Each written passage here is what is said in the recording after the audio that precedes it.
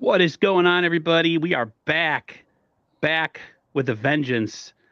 49ers Victory Monday on the latest episode of Niners Coast to Coast. I was talking off screen with Ty, and I said, what a glorious feeling. And I was asking him how his travels were, and I'm like, well, at least they won, right? They like go all the way down to Jacksonville and have them lose. That didn't happen. In fact, you could say this is probably one of the Niners' most impressive wins of the season, considering what Jacksonville was coming off of prior to their bye week and our bye week. So they had winners of 5 straight, probably one of the best teams in the AFC, and the Niners went in there and essentially dog walked them. They did nothing really offensively at all that whole game. I thought the Niners, both sides of the ball, were equally as dominant. So I'm just going to get everybody's kind of overall viewpoint of the game, and then we'll get into some of the topics. I'll start with Brian. So, what's my overall thoughts of the game? Loved it, really did. The Niners came together. It was nice to see the defensive line step up the way they did.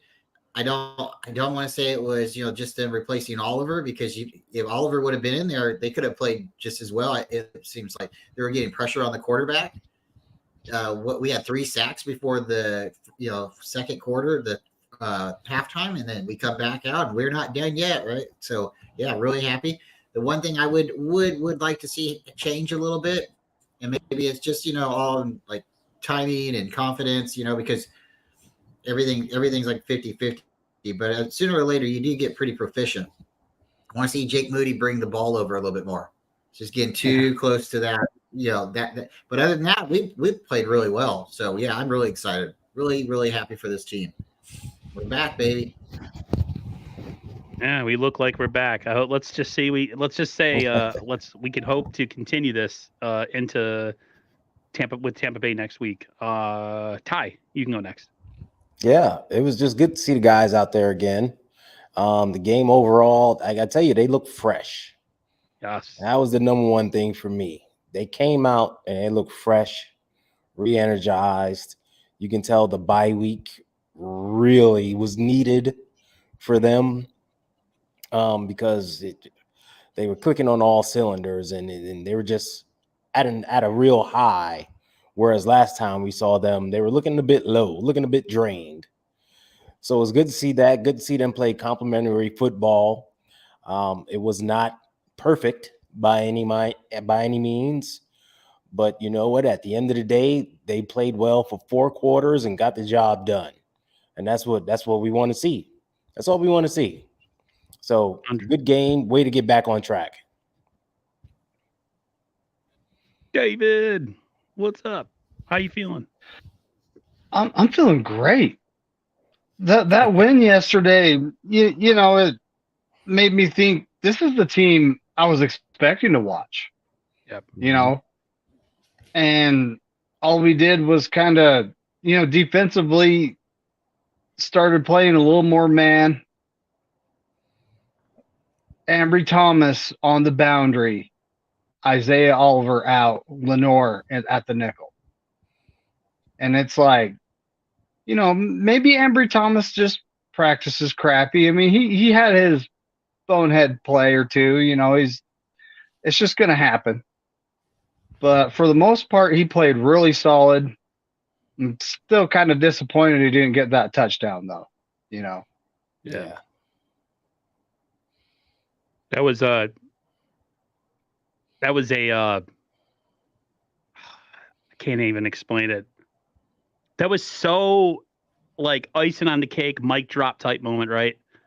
I looked at my brother. I said, it's over. We got him. And literally, and all of a sudden, they're talking about a penalty. And I'm like, no way. This is going to unravel us. This is going to unravel us. This is going to kill all our momentum. And I was wrong, thankfully. That didn't kill in that game. We went right back down and scored. And it was like, okay. That's what I want to see. I wanted to see us bounce back from something that we couldn't control,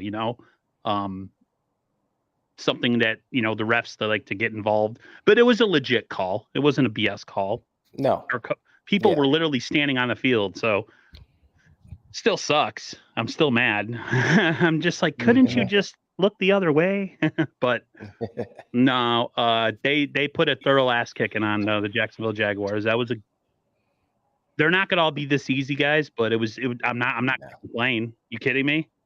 If somebody's like, what games do you prefer? Close games or blowouts? I'm like, blowouts, dude. I'm Yeah. complaining about what to eat with like a quarter left. I'm talking to my brother, like, yeah, get some pizza. Yeah, this, that, and the other. What are you doing tomorrow? Oh yeah, when's the Dolphins? That's what I want. So I'm good.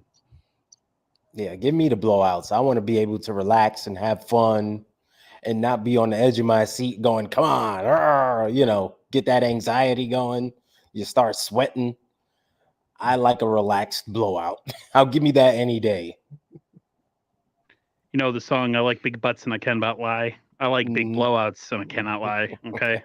That's what I like. I There like you go. games that are over in like the late third quarter where you Yeah. can pull starters. Those are my favorite. Exactly. Yeah. Trying to think, but I want to move before I move on to the kind of the topic of the day, which is the debut of Chase Young. Any other things that stood out to any of you guys yesterday? Play calls, players that just surprised you, anything like something that stood out other than the box score and the obvious. Steve Wilkes. Yeah. Here we're all saying, oh, he's not a very high energy guy. I saw him on the bench getting all pumped up. With the defensive players, I was like, I wasn't expecting that at all. So it's great to see, though, and our defense, if this is what it's going to be like to, have Chase Young on the other side, might need to figure something out to keep him here. I was thinking the same thing. Anything else from anybody? I was going to say hi to the chat real quick if you guys were cool. Go ahead, do it. Mm-hmm. We got Tony Culp in the house, the better half of the Culp crew. She says happy Victory Monday. Of course, we got Red Indeed. Jet in here Always saying hello, Ron, David, Bryant, and Ty, and Tony. Ryan from No Border Sports coming through and saying what's up. Thanks for dropping in, my man. Appreciate it. Let's see who else we got here. Pretty much the same people all the way down. All right. So that's kind of the gist of it for the people that are talking and we very much support or appreciate your support. Indeed. I wanted to get the overall opinion of the debut of Chase Young. Personally, I thought it couldn't have gone any better. I mean, it could have, I guess, always nitpick and say, yeah, he needed a strip sack for a touchdown and, whatever. But I was skeptical, not that he's not a great player and that he can't impact, but, one guy, right? And can one guy affect it that much? It looked like he kind of could. And he to me, like, he took the depth chart and kind of rearranged it. He put players that are starting that shouldn't be starting because they're not that caliber and makes them be rotational pieces like they should be. And when they are, and they play that role and have him be the starter, it kind of seems like it's gels. It looks better. It looks the way it should be. So I'll start with David. Overall opinions of the debut of Chase Young as edge, the opposite edge of Bosa. I don't think it could have gone better other than him getting, a bunch more sacks. Right. He was getting pressures. He was wreaking havoc. Him and Bosa both. I mean, they met right at Trevor Lawrence. Yep. And I don't know if Trevor Lawrence actually wanted to get up from that. I don't think he did. I kind of got that impression, And it was just dominant. Here he is. We picked him up before the bye week, but 1 week of practice, and he comes in performing like this. It was great to see. Ty, how are you feeling about the debut of he looks like a man child out there. He's a man child out there, and I couldn't be happier with the debut. It was interesting to see that he did not start the game, but they kept him on the bench, brought him in rotationally, and his effect was felt. His presence was felt. And this is what we were saying when we all said we needed another pass rusher, another edge guy. We see the effect that it has, but you can't slide everything Bosa's way anymore. You can't, you can't double team and chip him constantly. Now you got a legit guy on the other end who can wreak some havoc, right? Yep. So it's like pick your poison on the defensive line now. Who you gonna focus on? Well, as we saw, as David mentioned, they both met at the quarterback at one point. So it's like, what are you gonna do? Call run plays all game? So a great debut. I think it's only a matter of time till we see him actually start. Even though Cleveland Farrell had a good game as the starter, the quote unquote starter out there, he had a good game, and that might be a cause of the Chase Young effect. Give him some juice, right? Now he's learning from him and Bosa. He's built more like Young anyway, but like you said, if John Lynch pulls the trigger and keeps him around for a while, I'm not going to complain because I think he'll be worth it. BC.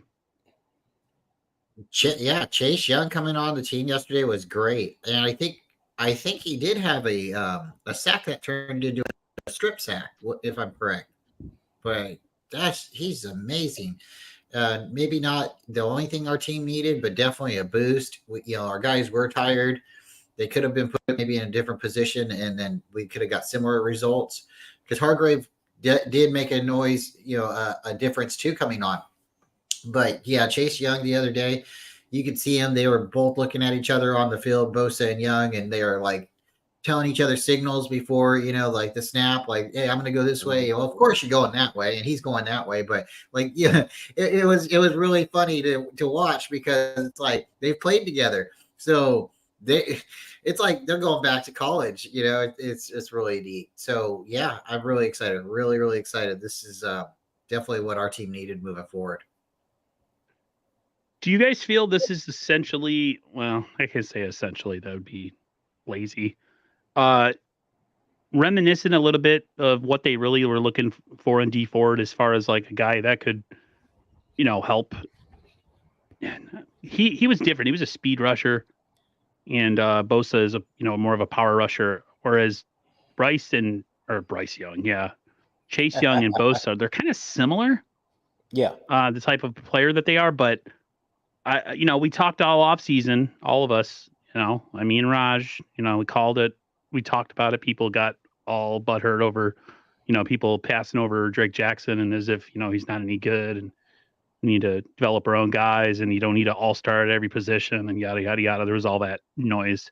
And it wasn't necessarily I wanted an all-star. I just wanted a pass rusher that could legitimately threaten the other tackle, right?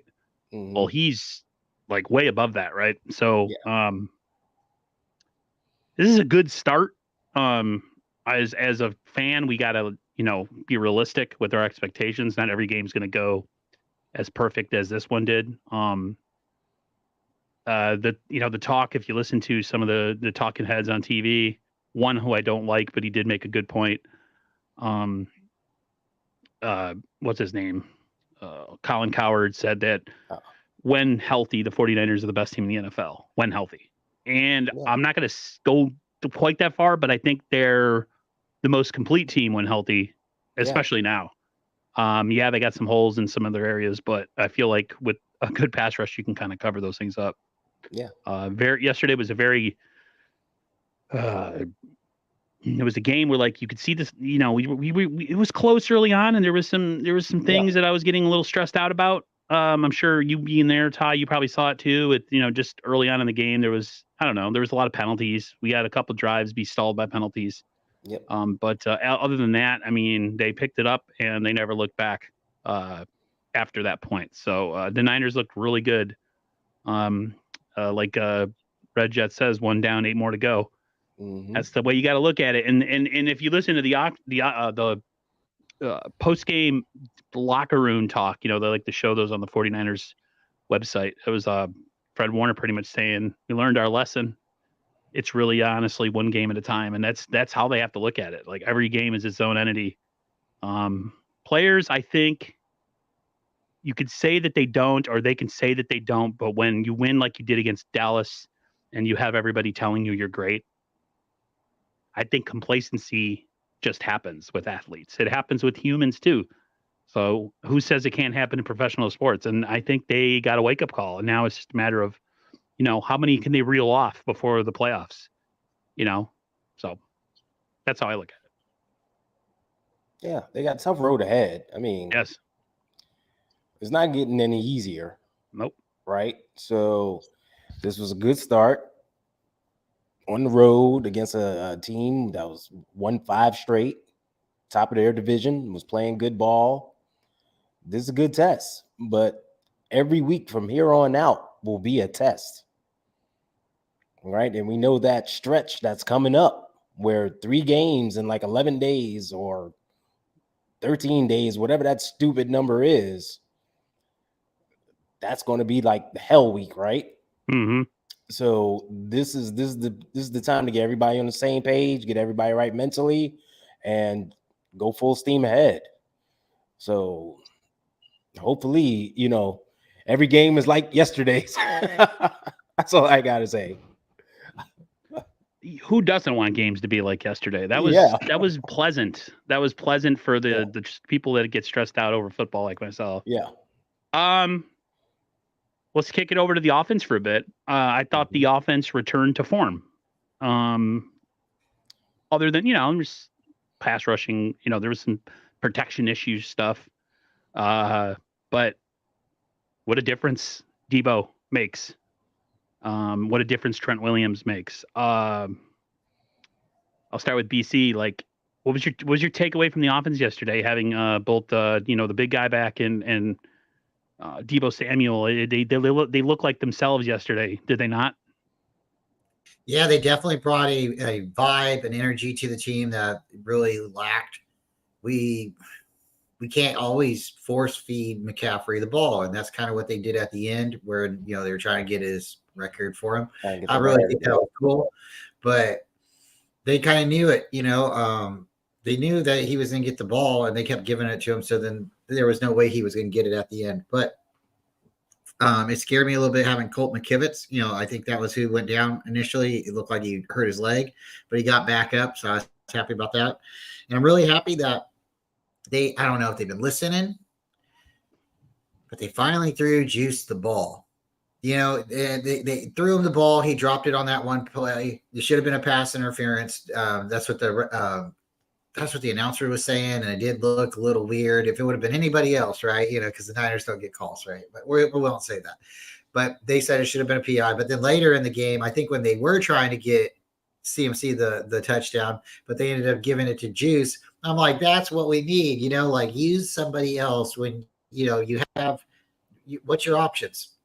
Everybody. But if you're only using one guy, then they'll feed off of that guy. And then the rest of the team will kind of they'll get behind that guy, but there's nobody to emerge on the side when that guy fails. And I just really thought it was great. Great game.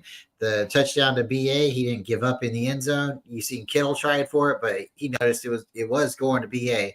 And that was a good pass. Even if it's like the Cardinals sin, still a really good pass. Just really, really glad because, Debo being back and Trent Williams definitely brought some energy that the team needed.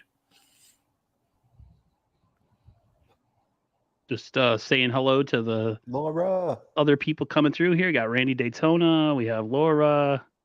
We have John, my man John Lejoie. Lejoie. John Lejoie. What's going on, my man? He's saying hi to everybody.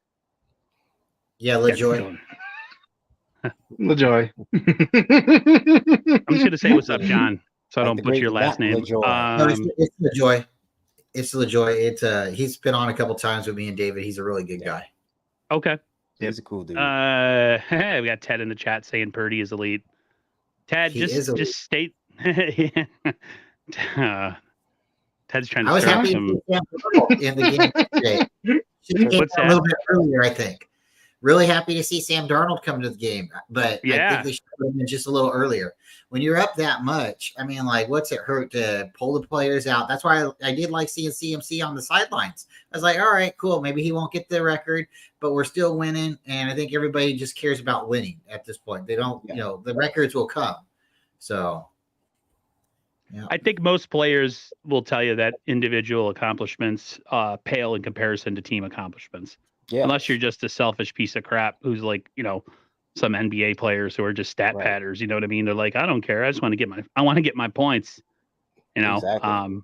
The Niners definitely are not a team that has those kind of guys. And if they did have someone like that, that would be quickly corrected. They don't put up with that trash. This is a team whose core has been together for quite some time now. So they're very self-policing. I wouldn't worry too much.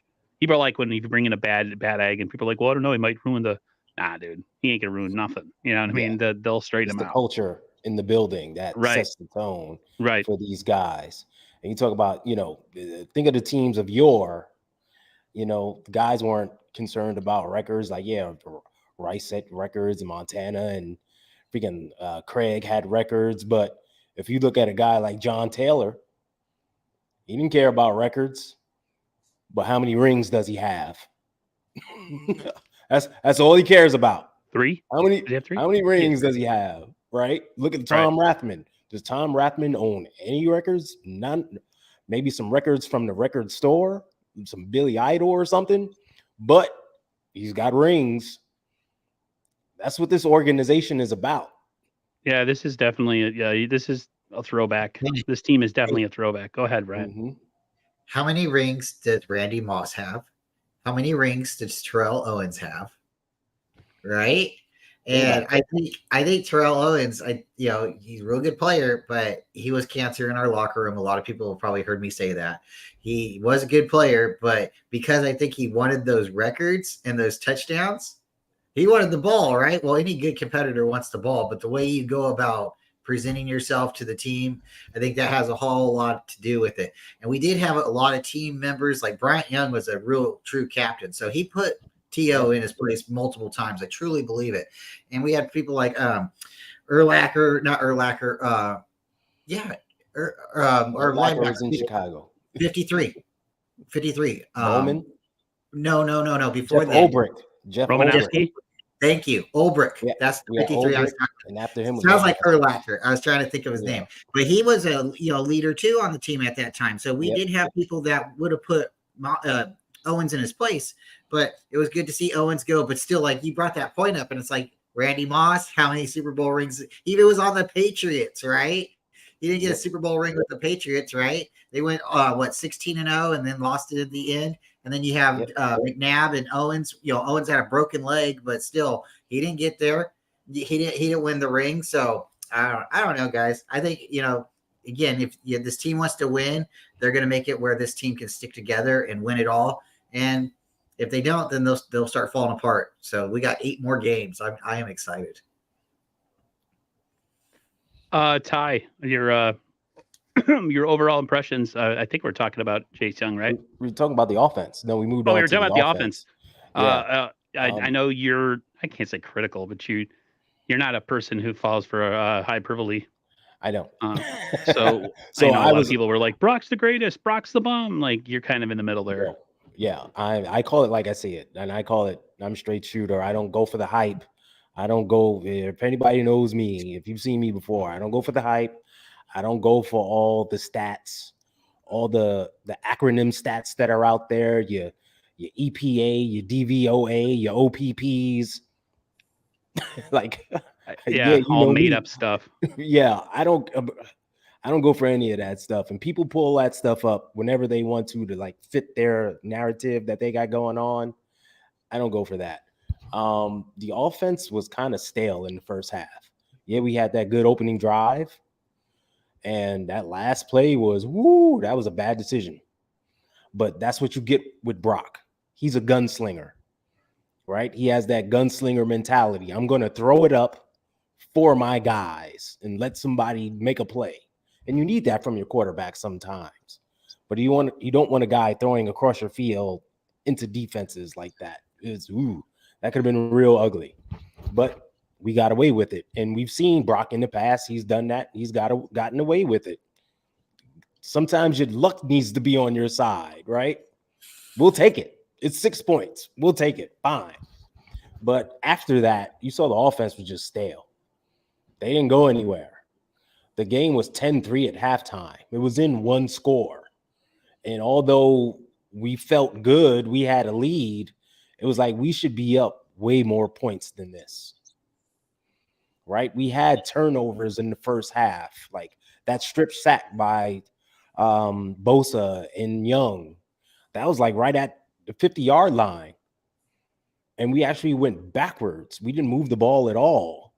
So things like that needs to be cleaned up. Yeah, we came out in the third quarter and it was a barnstorm and we hit the big play to Kittle and it was great. But it's like, okay, we can't rely on just these flurries of offense. Yep. We need consistency for 4 quarters. Yep. Right? Because when we start playing these teams that are a lot tougher, we're going to need to keep our foot on the pedal for the full game. We can't linger around and let them in. Let them linger around, kind of what we did with Jacksonville. Being only up, a touchdown at halftime is kind of scary for a game that we were completely dominating. How much do you put on Jacksonville's defense? Not much, because we were shooting ourselves in the foot a lot. You had some penalties. Penalties were there. We weren't executing. There was a play where Brandon Ayuk was wide open downfield. I mean, he was out there writing a check, checking his phone, texting people. Like he was wide open. And Scratching his ass. Yeah, Brock just didn't see him at all. Didn't throw it. That could have been an easy 6. And it was like, oh, it's rough, right? So it's execution like that where we need to clean those things up. So, it's good to see them come out, make adjustments at halftime and start clicking, get this thing going. The big play to Kittle really kind of set a tone, got the momentum going. And I don't think they stopped from there, but we need to see this thing going a little bit more. And I still say we need to work in the running backs, man. Yeah, what do you think of that, Ty? Like, what's up with the lack of running consistently? Yeah. What is going on with Kyle? Why is he so pass happy? I know that Brock's his boy, and he's Apparently. the real deal. John Lynch, he's elite. Everybody, like I just said, everybody's got the acronyms, right? The OPP, the EPAs, and Brock leads this, and they want it in his hands. But our bread and butter is running the ball. It is. So it's like we need to do more of that. And we need to work in a JP Mason, work in Elijah Mitchell, not at the end of the game in garbage time. Get them in there early and let's start dominating the line of scrimmage. 100% agree. I feel like, yesterday was a dominant win because I think the defense really was solid the whole game. I thought, like you said, like the offense started good. And they kind of dropped. Now, what's the word I'm looking for? They kind of petered out a little bit for a while, and then they had some big plays here and there. Sputtering along. But Ty, I feel like you win different ways every game. Like there's always, the essentially the famous saying is, a million ways to skin a cat. It's like whatever. I think two of the Niners. I mean, think about it. Two of the Niners' biggest wins were against two teams that have really good records, and they kicked both their asses. Yep. Dallas and Jacksonville. Jacksonville's not a bad team. They're a good team. So if they did that and they weren't executing, it gives me hope that they could clean stuff up.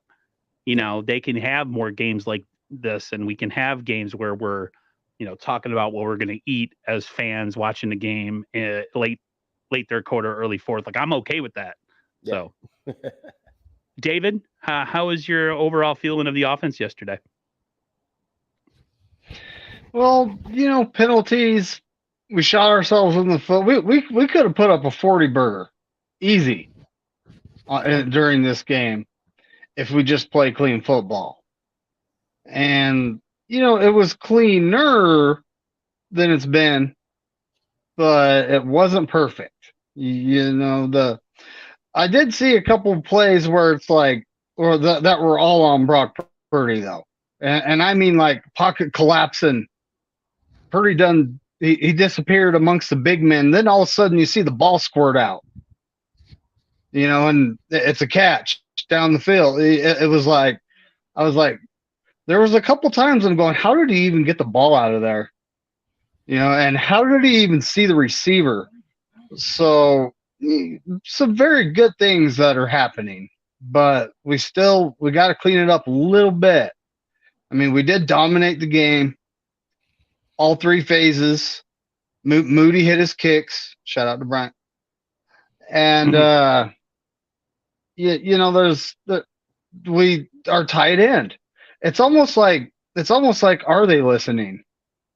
Because a couple streams I was on, we talked about why don't we use George Kittle? The show me a linebacker in the league that can cover him, or even a safety. And all of a sudden, there he is, 100+ yards, a couple games in a row. He did have 149 yards, I believe, in that loss against the Bengals, didn't he? Yeah. Something like that. He had a pretty He had a good game. He got the ball a lot. It was he had a solid game. So now they're starting to showcase him, and that's good because that's going to open up everyone else a little bit, because it's going to make the defenses have to play us honest. All the weapons we have, they have no choice. They can't double up on someone or they're going to be hosed by some. Nope, I lost audio. Your mic just went out. Tap the mic. Your mic just went out, David. Your mic went out.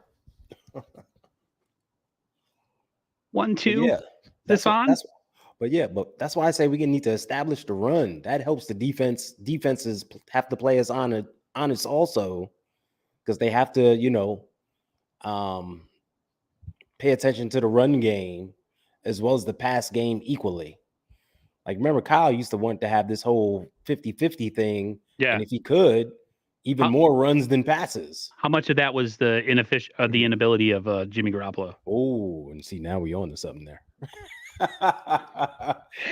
on to something there. I think that had a lot to do with trying to, because Jimmy's not protected in Oakland or wherever, Las Vegas, and he got exposed for who he really was. I think the Niners. I don't think that they refuse to go to certain players. I think a lot of it has to do with how the defense dictates what they're going to do. You can't just force stuff to Kittle or force stuff to Ayuk or Debo or McCaffrey. It has to be within the game. And I notice when they do try to force things, sometimes it causes problems. Brock, to me, is a little bit of a live or die quarterback. I'm starting to realize. I've watched enough of him. I'm a big Brock Purdy fan, but I do get, me and my brother were like, what the heck was that? Like, he was falling down. Like, what are you doing, dude? Stop. Like, it's aggravating. I love the kid. I'm glad he's the starting quarterback. Yeah. But, you're right. He's like a gunslinger, but he has I can't say he has a pea shooter for an arm. That's being mean. He could actually, he's a gunslinger, right, but he doesn't have the requisite, maybe, ammunition. But he's got a smaller gun than most guys have. He's got like a Derringer from the Old West, like a little pocket pistol. Yeah. But that's that gunslinger mentality, and he's going to throw it out there. That bomb to Kittle, that was beautiful. That was a play designed to go to Kittle, right? He got the one-on-one matchup. He pumped fake to get the safety out of there. But if you look at that play, he threw that up blind. Yeah. Like, because the pocket was collapsed. He's the shortest dude in the pocket. He just threw it up there for him. He was like chest to chest with the defensive lineman. Yeah. He just threw it up there for him. He didn't see jack crap on that play. He just put it up there. Listen, that's trust, though. That's trust. And that's what you need. That's what you need from your quarterback. I trust my guy to beat your guy on this play. Right. And when you have a matchup nightmare like a George Kittle and he has a one-on-one, you throw it up for him. Right. I don't care. If I would have taken that throw blind, falling down all day, because we've all said it before. Kittle is a matchup nightmare. 6'5", 250. He can run. He can catch. You saw what he did to the guy on the play. Just left him face down in the dirt. Throw it up. Yeah, for that him. dude went for it and completely biffed it, and it was wide open. Mhm. I had to repost that as a short on my channel because every time I watch that play, I get excited. Yeah. The actual announcer actually had a little bit of like energy when he was doing it. Mhm. Yesterday's game. We needed that as fans. We needed. I was miserable going into the bye week. I'm like, man, we suck. Honestly, I'm like, we suck, dude. Like, we're not doing, I get really down on the Niners sometimes because I'm just like, they have so much talent. Like, what the hell is going on? And then a game like that yesterday happens, and I'm like, okay, I'm back in. I'm back on the bandwagon. Yep. But I look at it like this: guys, like all four of us, we've liked the team a long time. We can be that team that jumps on and off because we've been real fans for a really long time. So if we want to be pissed off for a couple weeks and say, I protest this team, we are allowed to do that. If you have what they call like time put in, like you've worked at a company for a long time and you have accrued time, you can be pissed off with the Niners. Ted says it was OPI Kittle pushed off. I did see that a little bit on the play. I'm not gonna lie. But hey, what are you gonna do? The arm, but they were arm fighting. I get that. You know what I you're thought talking of, about, man. There's no flag. I know what you're talking about. I thought about the play in the Super Bowl. I thought of the play in the Super Bowl against the Chiefs where he got flagged. And I'm like, oh, we're not going to get flagged on this play. Beautiful. Yeah. Hey, sometimes it's better to be lucky than good. It just works. Go ahead. Hey, go ahead, Brent.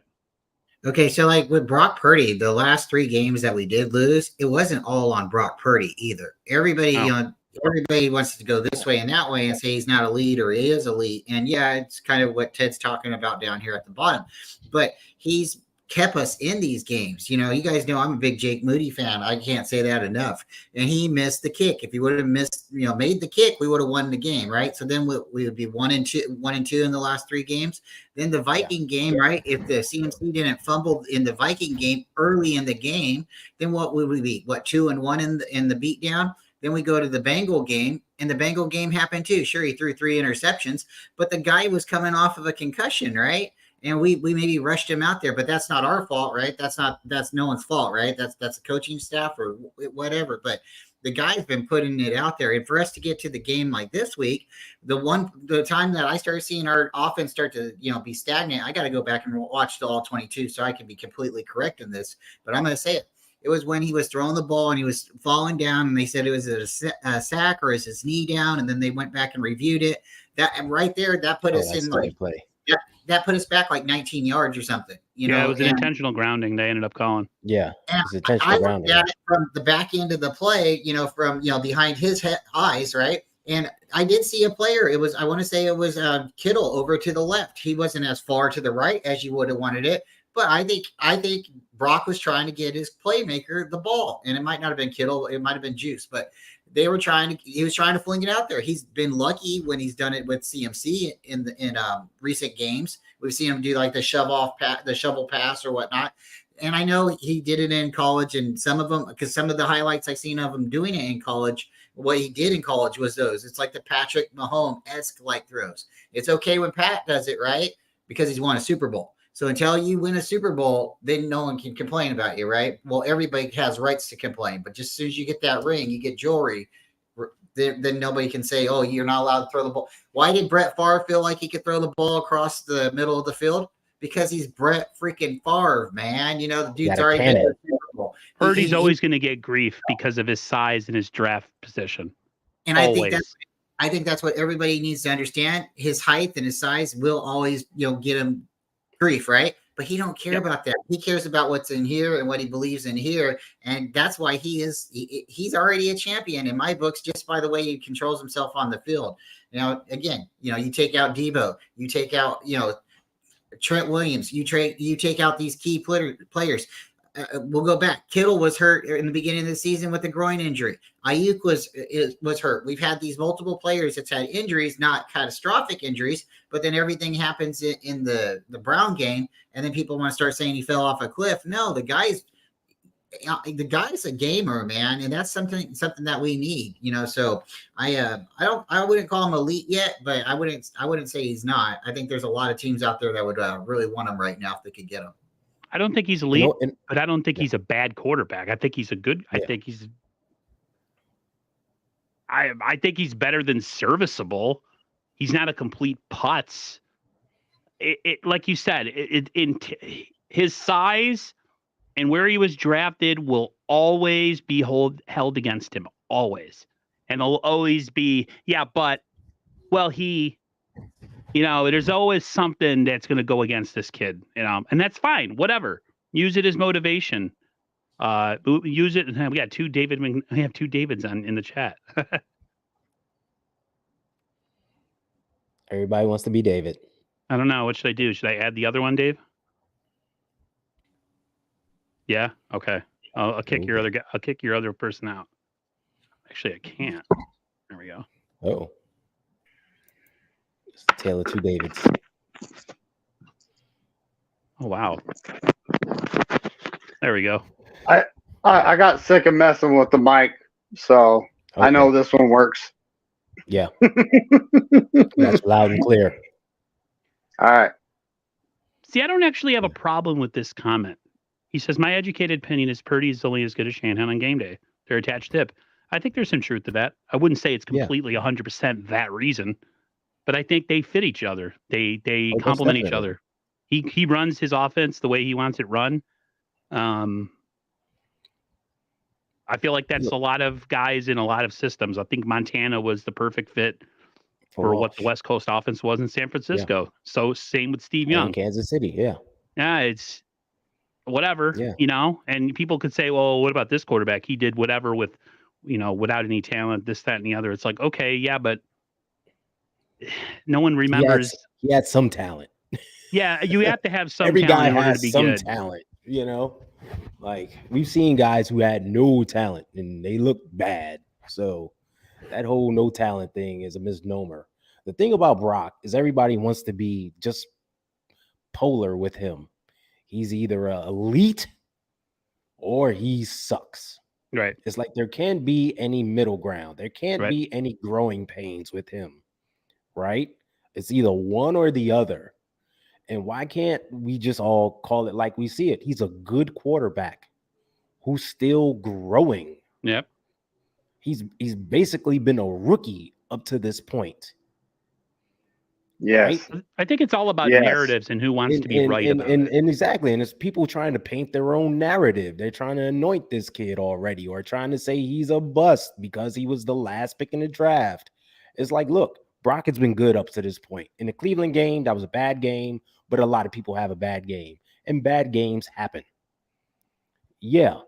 But in clutch time, he sucked. Let's put it out there. In clutch time, in the clutch time, when we needed him to make a play, he sucked. And that's okay. Big time. He's been a rookie. Like, rookies aren't used to those situations. It's going to happen. So until you have to be fair with your criticism. If you're going to praise them, you have to also, it's okay to say that he was bad in this instance. It's okay to say he threw a bad ball. It's okay to say he missed the wide open receiver. It's okay to do that. But it seems people don't. Everything has to be great. He has to, he broke Kurt Warner's record and he did this and he's Montana. Without the rings. Yeah, it's like, no, he's not Joe yet. Hold on. No. Hold on. Let's pump our brakes. Yeah. Let's win a championship or 3 or 4, before we start throwing around comparisons. Exactly. I only said that the only thing he reminded me of Joe was his ability to stay calm. He doesn't look rattled.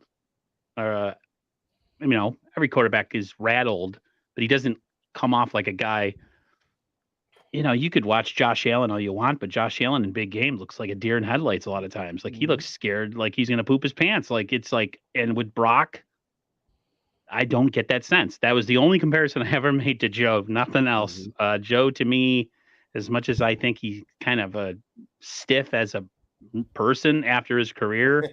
Yeah. And as much Big as I was time. a Joe Montana guy, Yeah, he just but comes off like a toolbox. But go ahead. but Aaron, can I ask you truly, do you really care what Mark Hamill's political stance is? I only care about Luke Skywalker, right? I I only care about the 100% book. yes. Do you care about what Joe Montana looks like or acts like in public? I only care about the championships. Like, it would be That's nice it. to meet you and shake your hand and say You thank can you. separate. Yeah, you have to be able to separate that stuff, and I can, and you can, and a lot of, but some people can't. Yeah. So for like me, no, I have been scorched and burned. Jeff Garcia did it to me. Terrell Owens did it to me 4 times. I've been that little kid who's like, hey, you're my hero. And then they'd be like, bye. Right. So I have been hurt. But the same thoughts, it's like you just said, you got to remember that they are people. They want to be doing their thing, their lives, they put this time in, and now this is their free time, so like let them be free, right? The only reason you know who they are is because you've seen their face on a football card or on TV, right? To me, it blows me away that some of our fans, right, can recognize these guys in street civilian clothes, right? And they're like, that's so and so. And I'm like, really? Let me Google it. Who is it? Oh my God. Right? Like I can't do that. Ty's met a lot of players. Jess, a lot of players, but I can't do that. Like sure, I would notice a couple of them maybe walking by, because of like maybe a couple of facial features, but for the most part, I'm gonna be like, that guy's huge. He's got to be a football player, right? No, like, so I don't know. But to get back to like the conversation, what's like elite or who should be considered elite. Let's look at the Super Bowls. There's only been so many Super Bowls played, right? 54, 56, 7 Super Bowls now. And there's only been like a handful of teams that's actually won multiple championships in the same decade, right? Those are your dynasty teams, right? That's elite. Those guys are gone. Nobody in the league is like that. So sure, this guy like Allen up there in Buffalo can throw the ball all the way across the field. He's not won anything. Lamar Jackson, he's great. 17-1 against NFC teams, right? He can't win in the playoffs.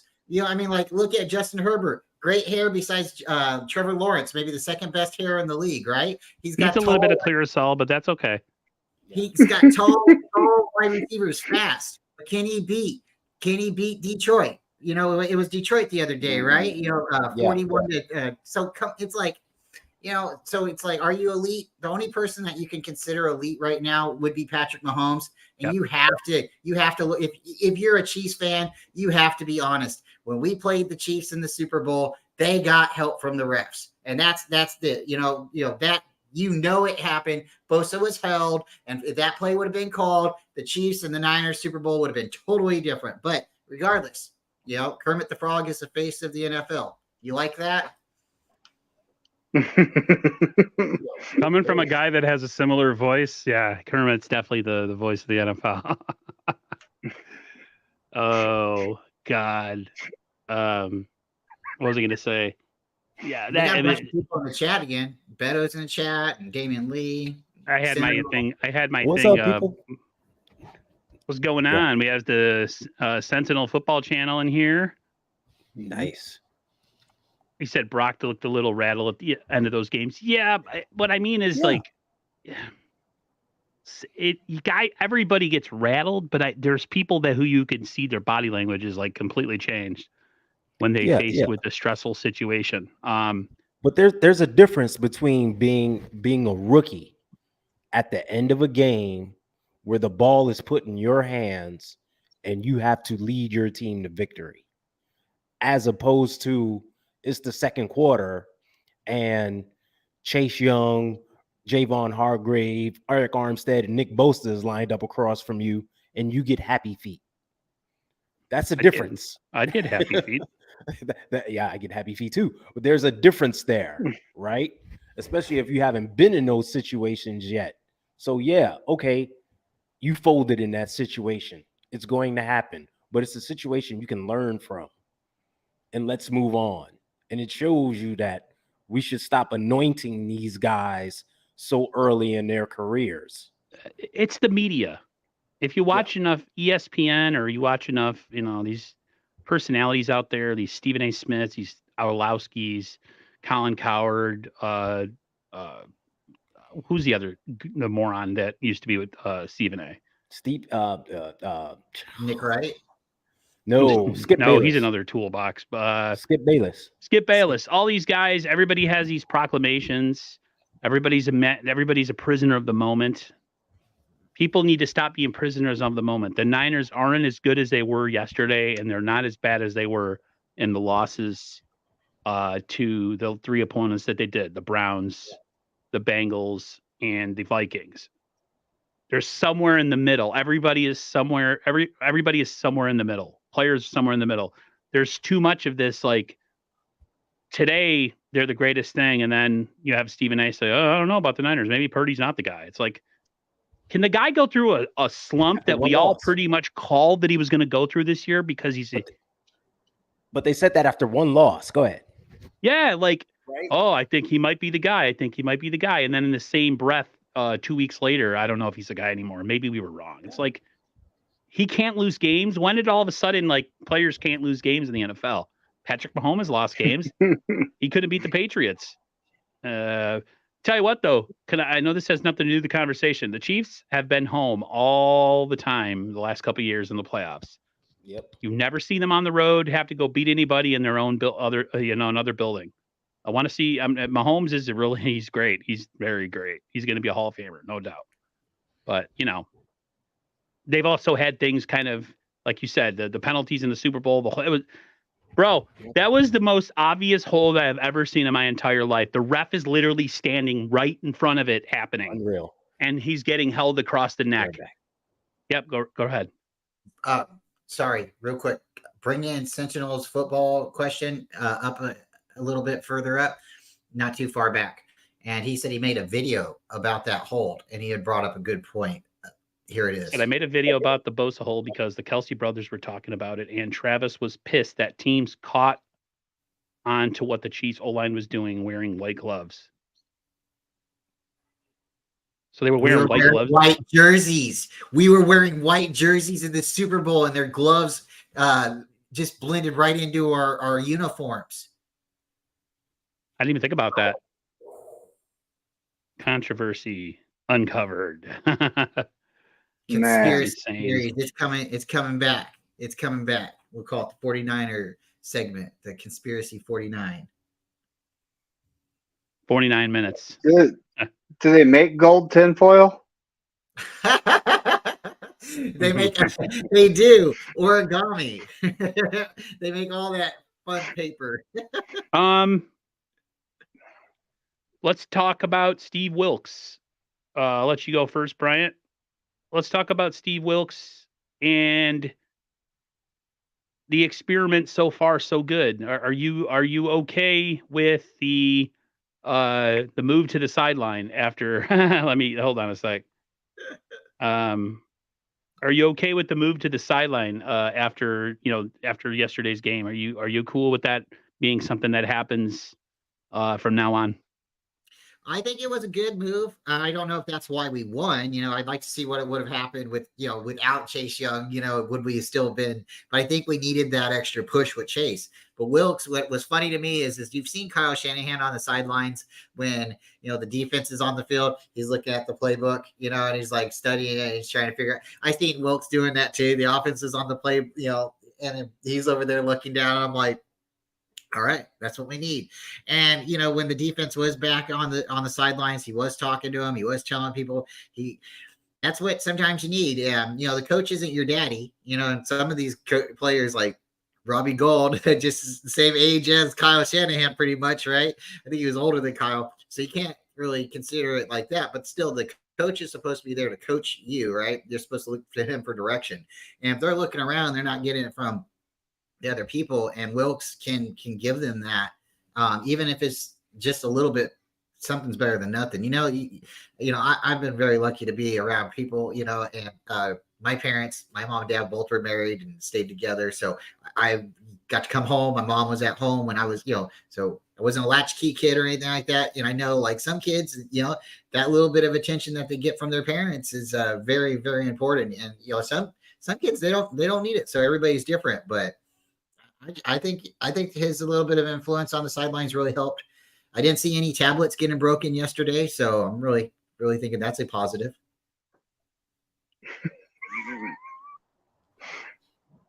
What? Well, Steve Wilkes, he made the adjustments necessary. Maybe he spent our bye week watching tape going, yeah, Oliver can't cover, so I'm going to have to do something different there. And then, watching teams pick apart our soft zone. And that's just what you do to negate the pass rush. So he started playing more man, more press man, and he tried to give our pass rush just that extra quarter second. That they really don't need much longer than what they're currently getting to actually get there. And like I said earlier, seeing them on the sideline getting all pumped, that was really good to see. You're not going to see him doing that stuff sitting in the booth. But if this is the outcome of Steve Wilkes being on the sideline, stay on the sideline, Steve. Stay there. Ty, you back? I'm back. Had power issue. We were talking about Steve Wilkes. Yeah. We were talking about his effectiveness being on the sideline. What's your observation after the one game? You are not the hyperbole type of guy, so I know you're going to have a guarded, very not overly dramatic response. But how are you feeling about it? When he was on the sideline versus Dallas, it was awesome, right? I mean, that defense dominated. I mean, players were pumped. I mean, they were executing like crazy. It was great to have him on the sideline there. So, it must be a good thing, right? I had no problem with it whatsoever, but I can't say that it was the determining factor either. Wait, you heard what I said? Where he was on the sideline in Dallas versus Dallas? Yeah, he was in the booth. Well, okay. He was in the booth versus Dallas. So wait a minute.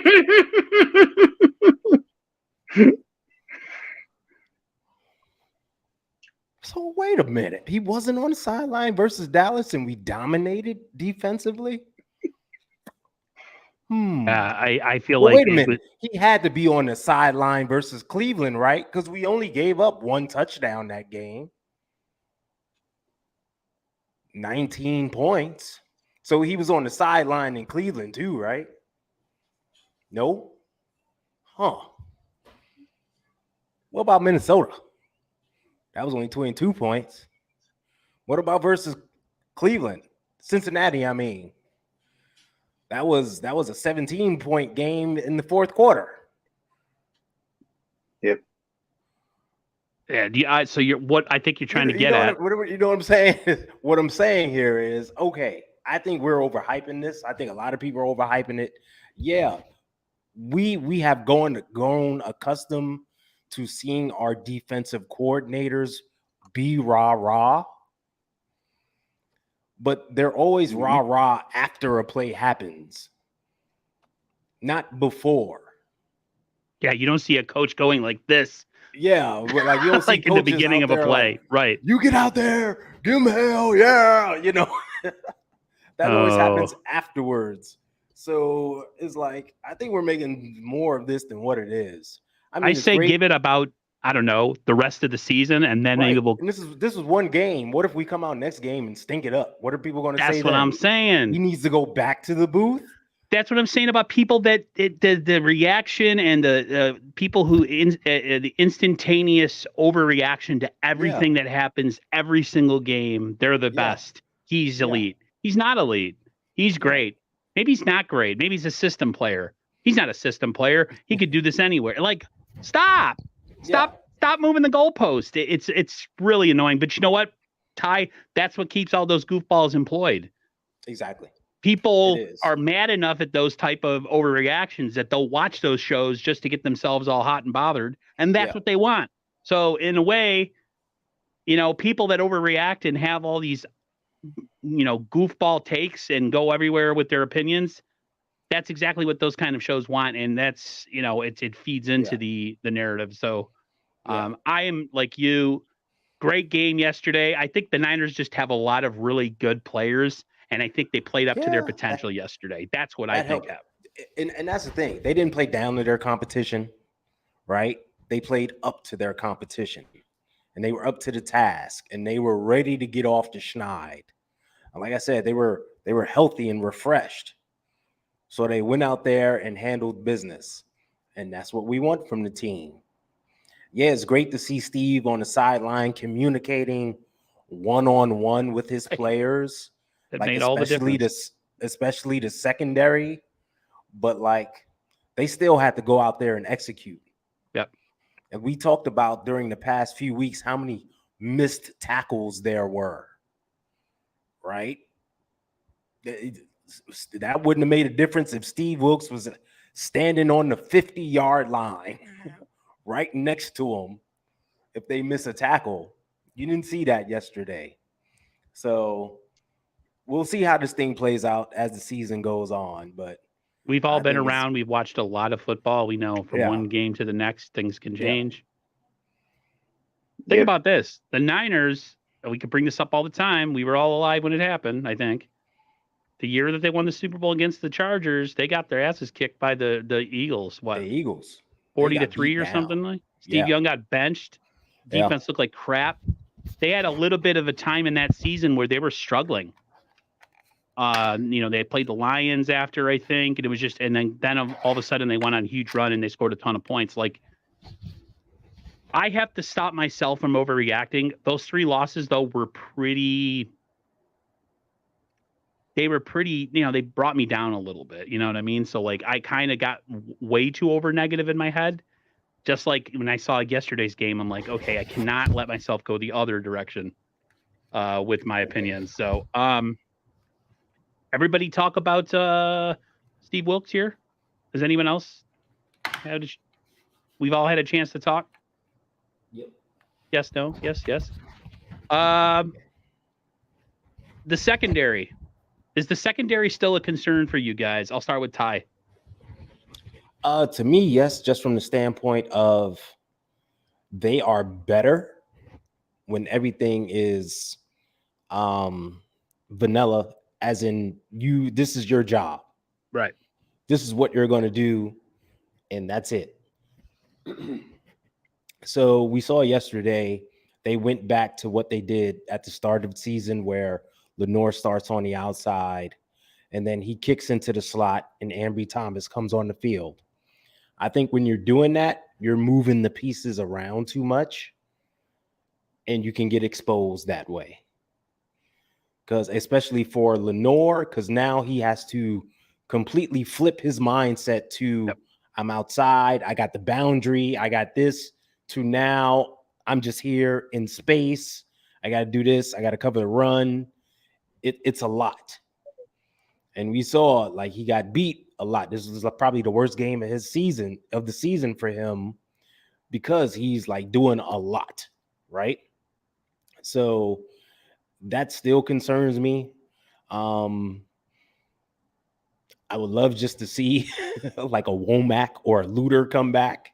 Yes. And like just stick them in the slot, right? Yes. And leave Lenore outside and just stick one of those guys in the slot and be like, this is your job.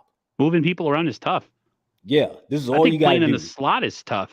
That's the hardest thing because you got all this space and you got to worry about the run. You got to kind of be that third linebacker. Yeah. So it's a lot. And then to have to worry about this and your other job, you got to go do, on base downs.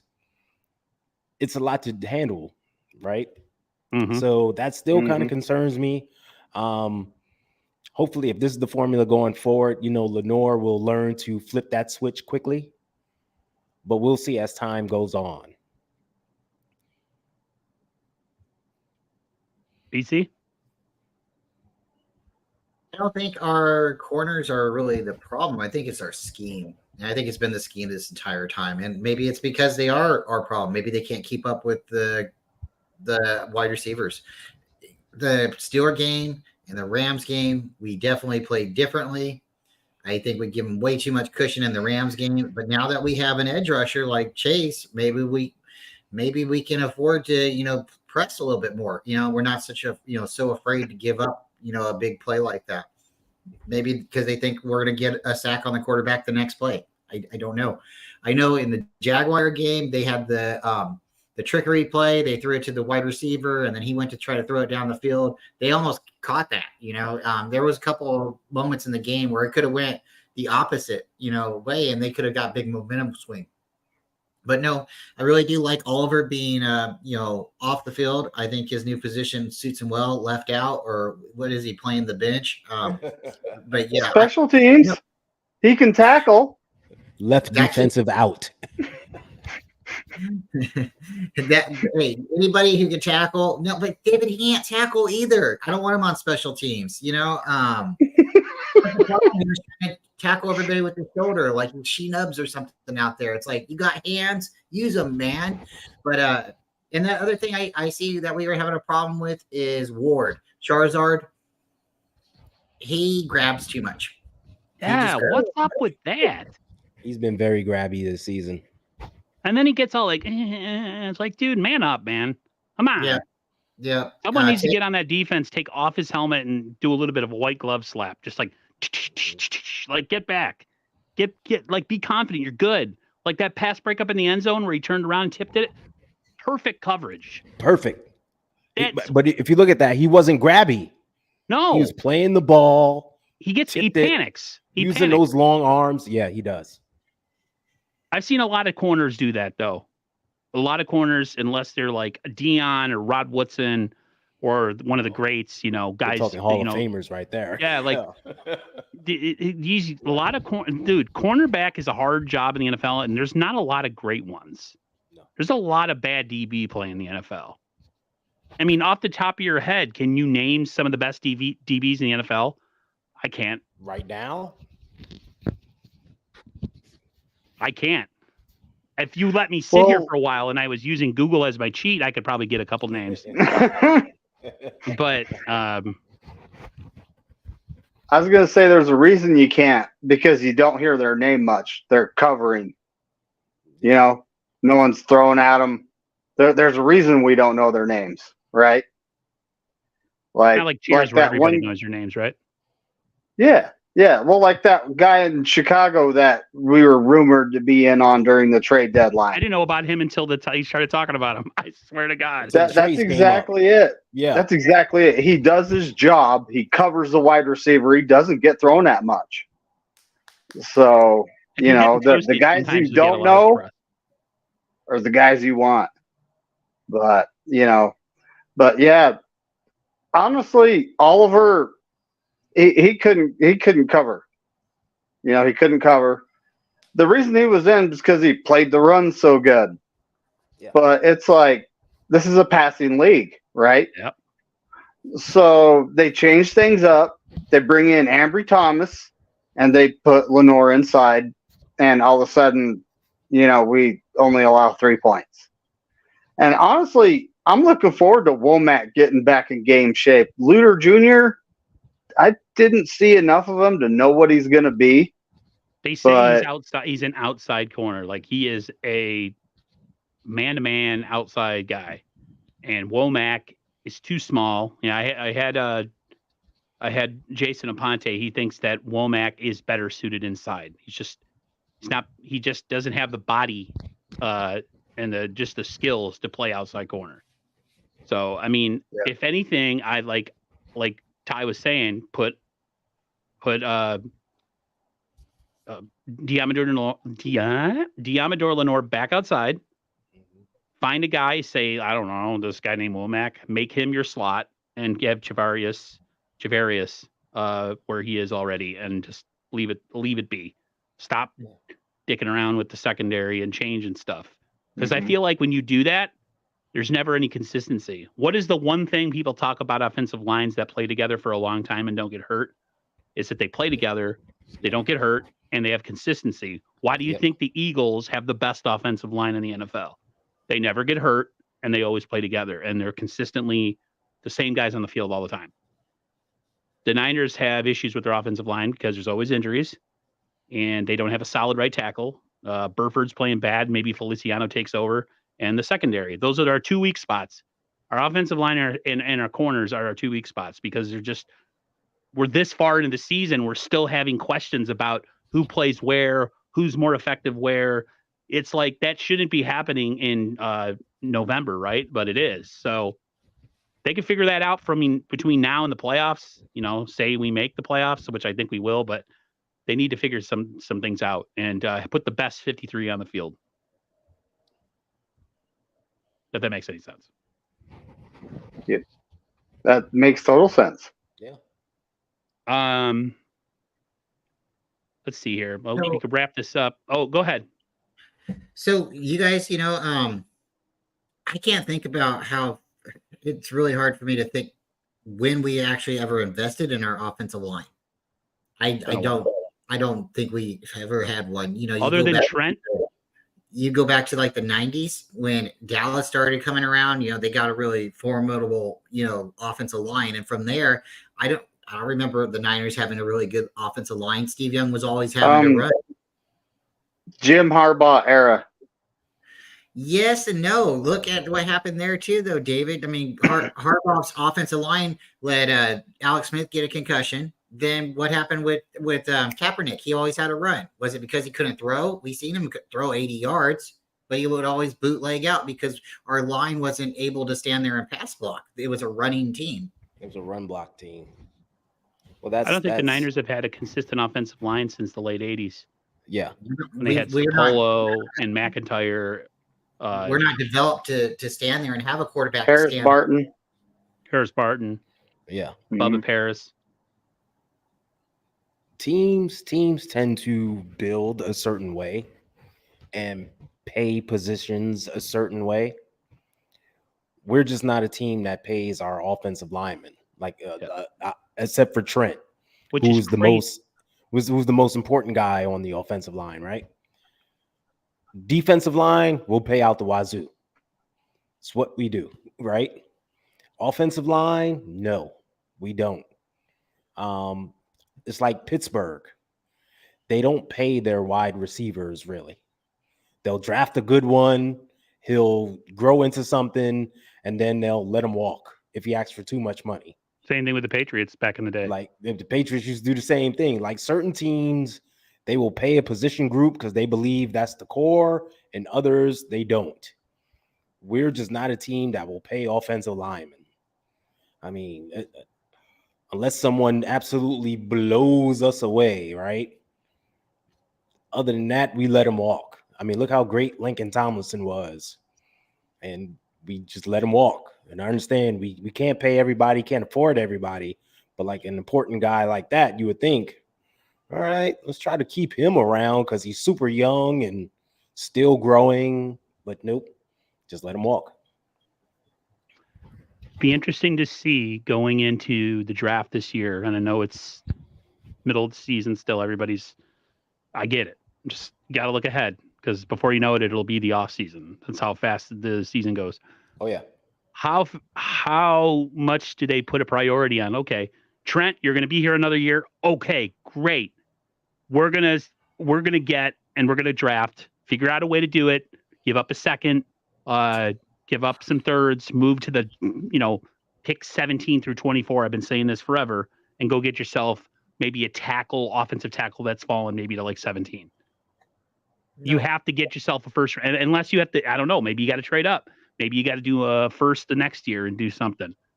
Two positions they must address in the draft. Corner. That's what we want, right, Aaron? And I But they won't do what we want. They won't do it. They're going to let. Me and my nephew have always had that problem where it's like the Niners never do the obvious.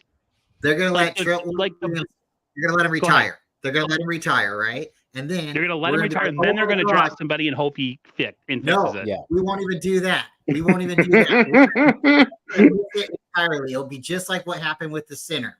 Okay. And we're gonna be scrambling come around August time. What's gonna happen? And we'll have somebody Jalen Moore will end up being the future left tackle. Yeah. And we'll get somebody, and then they'll be our makeshift for that season, and then the next season we'll be so upset. So then they'll try to address in the draft, and they'll go for somebody in free agency, and the free agency guy will win out, but he'll get hurt in the middle of the season, and then we'll have to put in the rookie.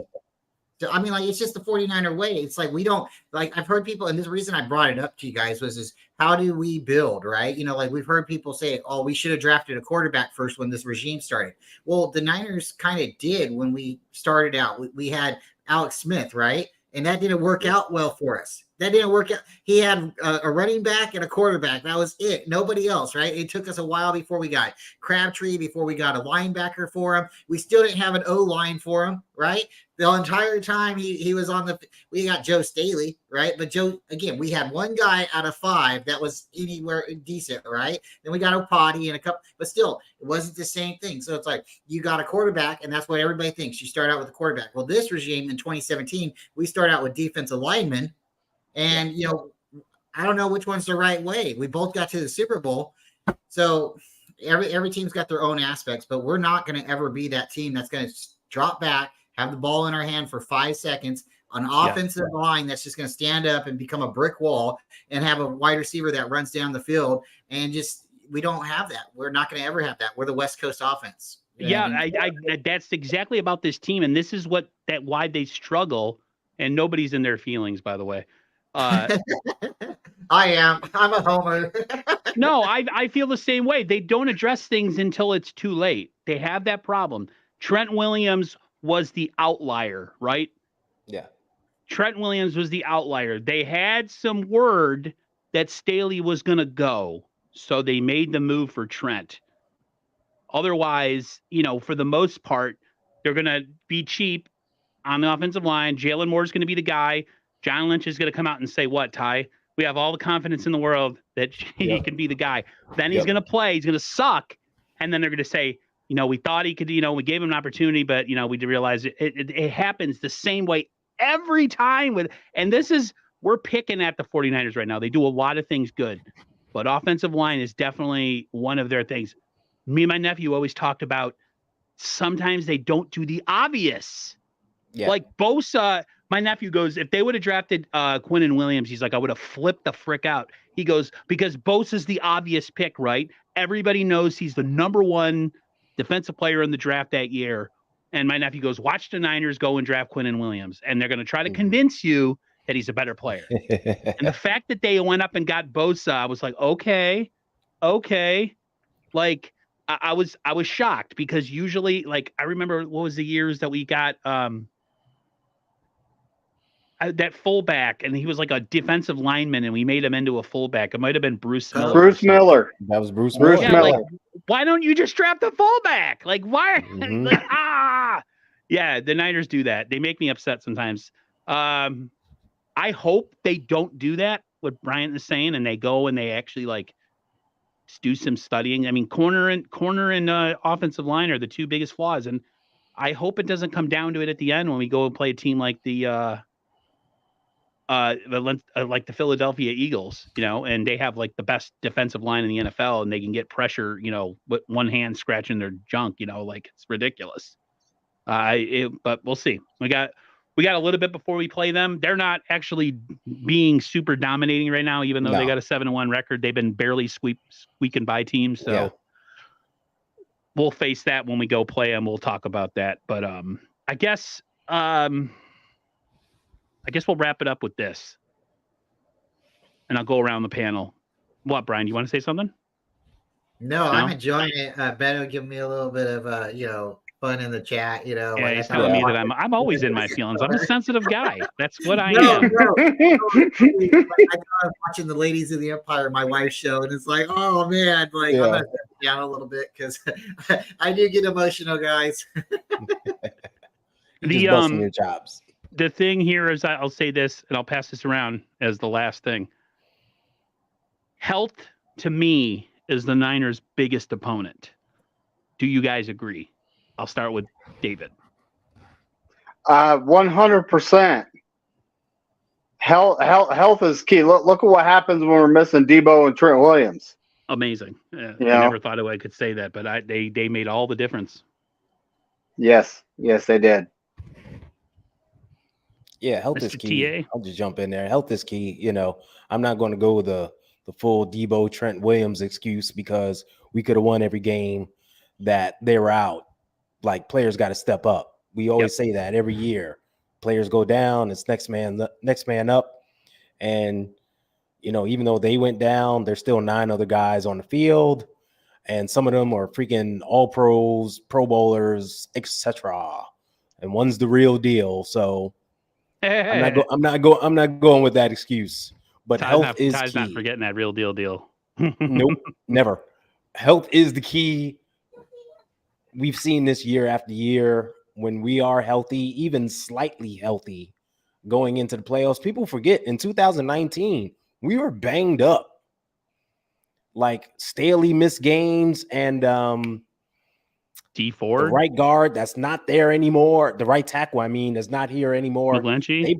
They both missed games at the same time. They were both out. We had Justin School playing for a while.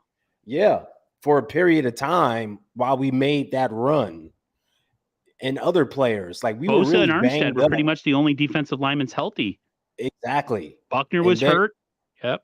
Yeah, and we still managed to capture the number 1 seed and make a Super Bowl run.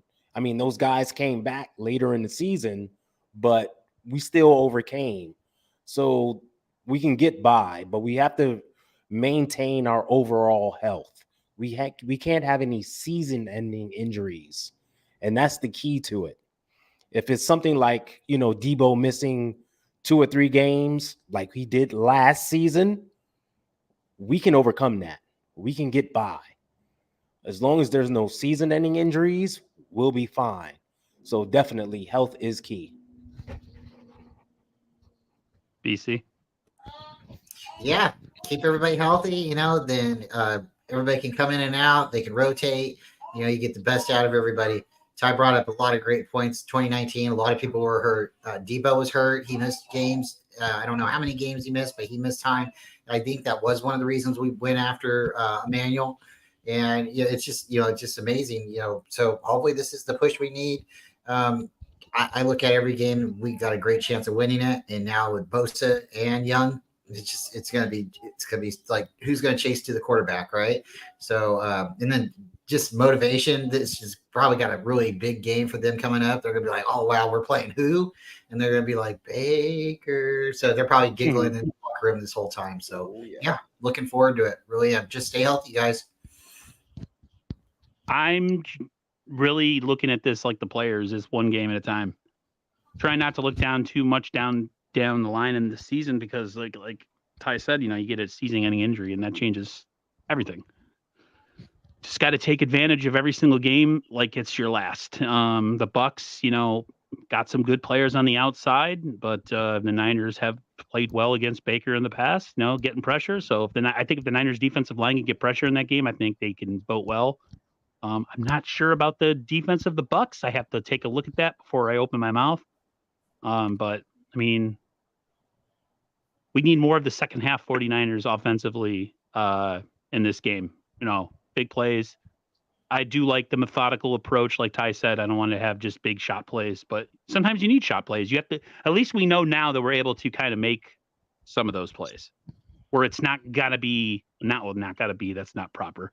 It doesn't have to be a 12-play, 5-minute drive where we go 80 yards and get a field goal. Like we can hit it in 2 plays.